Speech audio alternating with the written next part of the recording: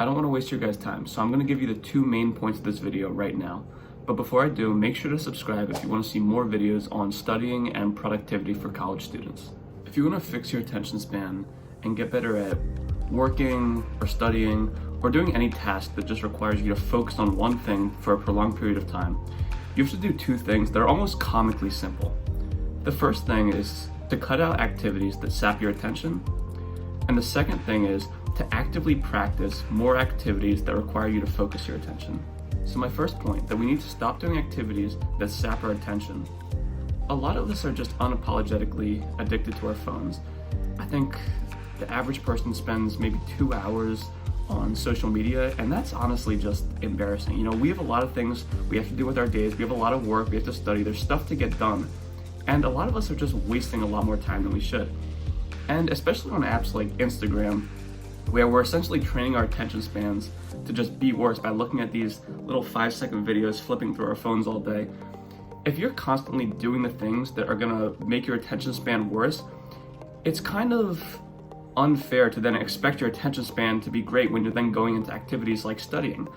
You're doing the activities to make your attention span worse. Therefore, you don't deserve yet to have a great attention span. We have to gradually unlearn these bad habits that make your attention span worse, and we have to actively work in better habits.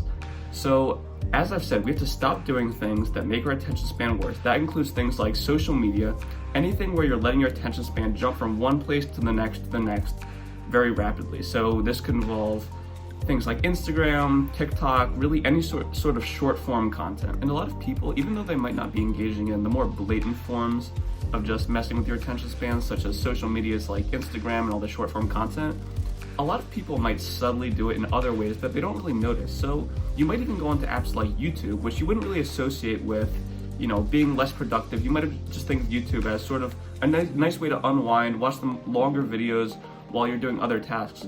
But a lot of people treat apps like this, or perhaps even just TV in general, as another way where they're sort of just hopping from stimulus to stimulus to stimulus without actually focusing on one thing. YouTube also has shorts. They also allow you to sort of just sit there and constantly switch whatever you're watching. And some people might even go click on a video and just start watching it at 2x speed, which I've also been guilty of just not even giving myself the time to actually enjoy videos and just speeding it up, because I'm so used to just having that immediate hit of, you know, dopamine, satisfaction, interest in whatever I'm watching, that I don't actually give myself the time to just sit back and allow myself to enjoy and take in whatever I'm watching. And I think this is a major problem. Even TV, I know a lot of people watch a TV show and after maybe 10 minutes they'll think, you know what, I'm bored, I feel like watching something else. And they'll sort of switch from show to show to show, never really just allowing themselves to sit there and take in one thing at a time. And I think if you can master sort of avoiding, first of all, the more blatant forms of just, you know, bad attention span, Instagram, social media, all the really blatant stuff, but if you can also notice these more subtle things in your day-to-day life where you're really just having trouble focusing on one thing and you constantly feel a need to switch from activity to activity, if you can work on sort of giving yourself the time to just sit back, think, okay, I'm gonna focus on just this for now, even if I'm a little bit bored, even if I kind of have the desire to multitask, maybe I'm watching a show, I also wanna go on my phone at the same time. Sort of just in your mind going, okay, I'm gonna work to make my attention span a little bit better, and we're gonna just focus on this one task right now. And I know for some of these more addicting apps, it can be very difficult to get off of them just because we've sort of programmed ourselves after years and years just to always instinctively go on them whenever we reach for our phones. But similar to what you might see, this is sort of a silly analogy, but in a chemistry lab, for example, they basically teach you that if you have some really dangerous chemicals sitting around, right? One way to protect yourself is to put on protective equipment. So I might put on my goggles, I might put on a lab coat, and that makes me more safe. But what's even more safe than that is if we just remove the chemical from the room altogether. If we don't need to use this super dangerous chemical, we might as well just get it out of the room, because that's literally the most effective way to protect ourselves from it, just not having it around. So if you find that you have the willpower to delete really addictive apps like TikTok and Instagram, that's amazing, because that means you're ahead of the curve. A lot of people think they have to keep these things downloaded on their phone and just have the discipline to not use it.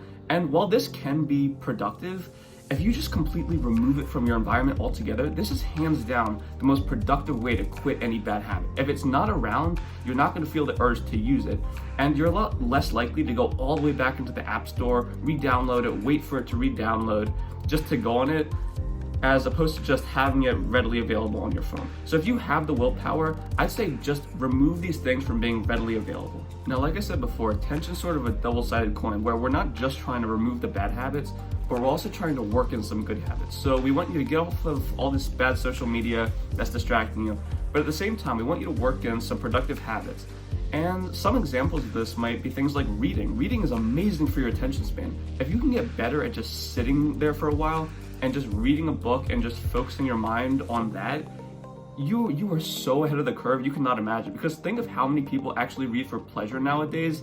It's very minuscule. I mean, a lot of college kids, you might think that everyone's reading nowadays because you're in an environment where learning is very heavily encouraged, and a lot of your friends might be reading and learning and studying. But just in the world as a whole, very few people nowadays are reading for pleasure because there's so much more exciting, more dopamine spiking, like engaging activities. They're all sort of competing for your attention, like social media, your phones, all these electronics. Seeing someone who's just reading for entertainment or because they want to learn something, it's very rare nowadays. So if you can train yourself to just focus on something for a long period of time and just read a book, you're honestly more ahead of the curve than you could imagine. It's going to help with your attention span, help you sort of reclaim that ability to sit there for a while, just relax and focus on one thing. And another amazing activity to improve your attention span is meditation. And I know a lot of people are hesitant to try this because of all the stuff they see. You know, the way meditation is portrayed as sort of just sitting there with your legs crossed, like, just people think of it as a little bit goofy, but they don't realize that meditation has so many real life applications from, decreasing stress, making your attention span better.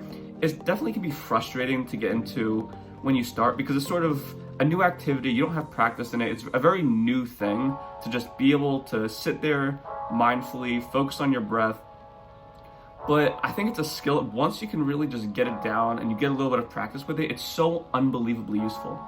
I remember a while ago when I was having trouble with my attention span, when I was reading, I noticed that my attention was sort of getting sapped. I'd get random thoughts here and there, and I'd get distracted from whatever I was reading, and that was annoying me. So I gave meditation a shot, and I noticed that after doing it for a bit, I was able to focus on readings so much easier. And I thought, there's actually something to this. This is pretty cool.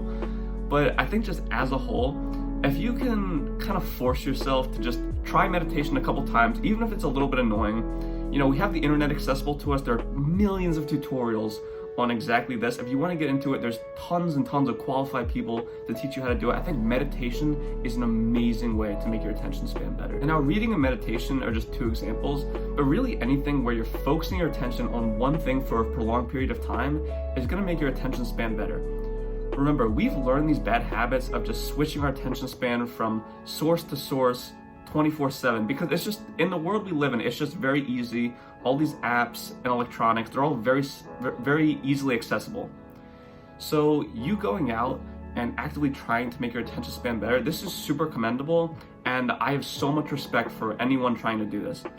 And I know you guys can do it. It's definitely tricky. It takes a while because it's a lot of unlearning bad habits and learning good habits, but I promise if you keep at it, you can do it no matter what.